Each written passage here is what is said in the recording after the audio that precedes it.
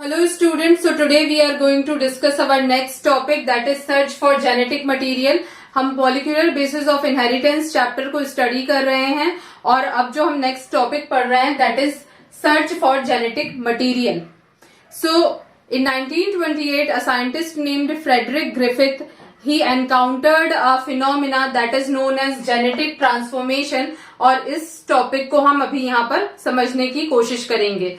So genetic transformation के लिए उन्होंने सबसे पहले फ्रेडरिक ग्रिफिथ ने एक एक्सपेरिमेंट ऑपरेट किया था, एक एक्सपेरिमेंट कंडक्ट किया था जिसमें उन्होंने निमोनिया कॉजिंग बैक्टीरिया डिप्लोकोकस निमोनाई को ग्रो करवाया on agar plate which causes the disease called pneumonia. जो कौन सी डिसीज कॉज कर रहा था? निमोनिया डिसीज कॉज कर रहा था. और इसका अपीयरेंस कैसा था? जो बैक्टीरिया था उसका अपीयरेंस कैसा था? काफी ग्लिस्टरिंग काइंड ऑफ अपीयरेंस था और glistering kind of smooth appearance था because of the capsule, because it contain a capsule and which is kind of a glistering in nature or very smooth appearance, and that's why it is called S strain. इसीलिए उन्होंने उसको S strain नाम दिया. It is virulent in nature. वो क्या कर रहा था? वो डिसीज को कॉज कर रहा था. और उन्होंने देखा एक और स्ट्रेन देखा जिसमें क्या था, उन्होंने जो दूसरा स्ट्रेन ग्रो करवाया था that is R strain. That is R for rough, क्योंकि उसकी सरफेस कैसी थी? रफ थी. बिकॉज जो आउटर कवरिंग थी, ये जो यहाँ पर एक कैप्सूल की कवरिंग हो रही है, और ये कवरिंग क्यों है? Because of a specific polysaccharide. एक स्पेसिफिक पॉलीसैकेराइड की वजह से इसकी जो कवरिंग है वो स्मूथ है. लेकिन R स्ट्रेन में क्या था? इस तरीके की कवरिंग प्रेजेंट नहीं थी and it is avirulent in nature. और ये कैसा था? एविरुलेंट था, मतलब ये डिसीज कॉजिंग नहीं था. ठीक है, तो इन दोनों स्ट्रेन को जब उन्होंने ग्रो करवाया और उन्होंने क्या किया, जो माइस था, जो लैबोरेटरी माइस थे, उनपे इन्होंने इंजेक्ट किया. तो जब उन्होंने S स्ट्रेन को माइस में इंजेक्ट करवाया तो उन्होंने क्या देखा कि mice will die, mice will suffer from pneumonia, suffering from pneumonia and at last वो क्या हो गया? उसकी डेथ हो गई, वो खत्म हो गया. और जब उन्होंने R स्ट्रेन को इंजेक्ट करवाया तो उन्होंने क्या देखा कि माइस लिव, मतलब माइस ने कुछ सफर नहीं किया, माइस को कोई प्रॉब्लम नहीं हुई, उसको कोई डिसीज कॉज नहीं हुई और वो जिंदा है. तो उन्होंने ये चीज देखी. अब उन्होंने उसके बाद क्या किया? उन्होंने इस S स्ट्रेन को हीट किल्ड किया, मतलब उसको हीट किल किया S स्ट्रेन को. और उसके बाद जब उन्होंने इसको इसको इंजेक्ट किया माइस में, उन्होंने क्या देखा? माइस में इंजेक्ट करने पे कि माइस जिंदा रहता है, माइस की डेथ नहीं होती है. क्यों? जब उन्होंने उसको हीट किल्ड करवाया, उसको हीट दी, तो क्या हो गया? माइस जो है वो जिंदा है, उसकी डेथ नहीं होती है. नेक्स्ट उन्होंने फिर से एक एक्सपेरिमेंट किया. उन्होंने क्या देखा?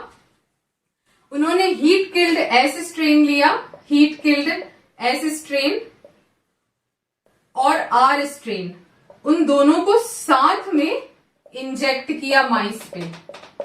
तो उन्होंने क्या देखा कि द माइस विल डाई. माइस यहां पर उन्होंने इंजेक्ट किया तो क्या देखा कि माइस जो है उसकी डेथ हो जाती है. ठीक है, इस तरीके से उन्होंने इसको एक्सपेरिमेंट को किया.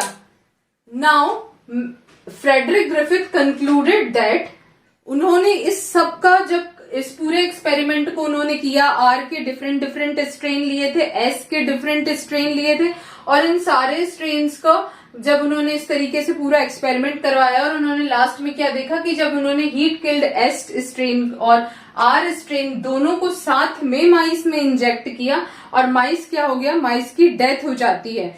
तो उससे उन्होंने ये कंक्लूजन निकाला, killed S strain bacteria must have caused transformation, and because of this transformation the R strain have developed the capacity to develop a capsule. तो S strain का वो जो फैक्टर था वो कहाँ ट्रांसफर हुआ? R strain में ट्रांसफर हुआ, और जिसकी वजह से R strain में कैपेसिटी डेवलप हुई कैप्सूल फॉर्मेशन की, which causes the disease which is actually lost in by the during the time of heat. जब ये हमने इस S स्ट्रेन को पहले हीट किया था तो उसकी वजह से क्या हुआ था? म्यूटेशन हो गया था, जीन में म्यूटेशन हुआ और वो जो कैप्सूल था वो डिसॉल्व हो गया था, खत्म हो गया था। बट जब इन दोनों को साथ में हमने इंजेक्ट करवाया तो एस स्ट्रेन से it will be transformed into the R strain and develop the capacity to grow the capsule, and that's why the mice will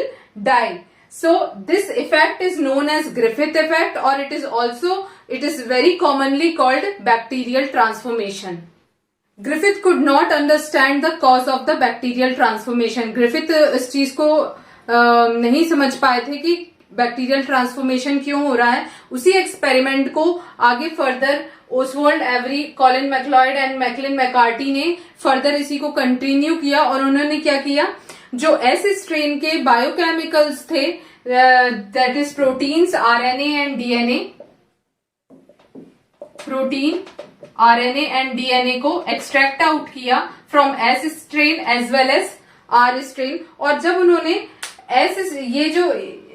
ये सारी चीजें थी जैसे कि डीएनए है, उसको उन्होंने लाइव आर बैक्टीरिया पे कल्चर करवाया, तो उन्होंने क्या देखा कि जो आर सेल थी, जो आर स्ट्रेन था, वो किसमें कन्वर्ट हो गया है, एस स्ट्रेन में या एस सेल में कन्वर्ट हो गया है। तो उन्होंने देखा कि जब वो डीएनए को कल्चर, जो लाइव आर बैक्टीरिया है उसमें इस डीएनए को कल्चर करवा रहे हैं, किसके डीएनए को, एस स्ट्रेन के डीएनए को। जब वो एस स्ट्रेन के डीएनए को आर बैक्टीरिया में कल्चर करवा रहे हैं, that R bacteria will transform into S bacteria, मतलब ये जो एस सेल है इसमें वो कन्वर्ट हो जा रहा है। इससे उन्होंने ये कंक्लूजन निकाला कि DNA is the main genetic material which is transform into the bacterial cell, जो ट्रांसफॉर्म हो रहा है बैक्टीरियल सेल में, and which converts the R bacteria into S bacteria, इसमें कन्वर्ट करा। Also discovered that protein digestive enzyme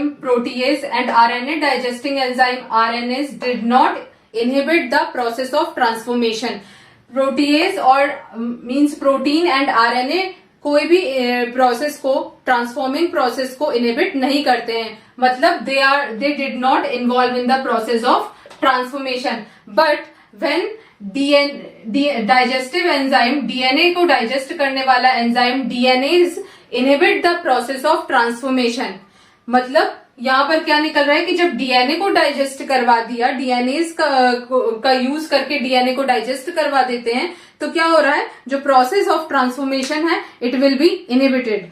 so it means that DNA is the main genetic material. It concludes that कि DNA is the main genetic material because DNAs inhibit the process of transformation, while protein and RNA is not a genetic material which transform the S strain और R strain को, जो transformation है, bacterial transformation है, उसको inhibit नहीं करते। कौन नहीं करते हैं, protein and RNA did not inhibit the process of transformation, while DNA inhibit, when the DNAs enzyme is used, it inhibit the process of transformation. It means that DNA is the genetic material.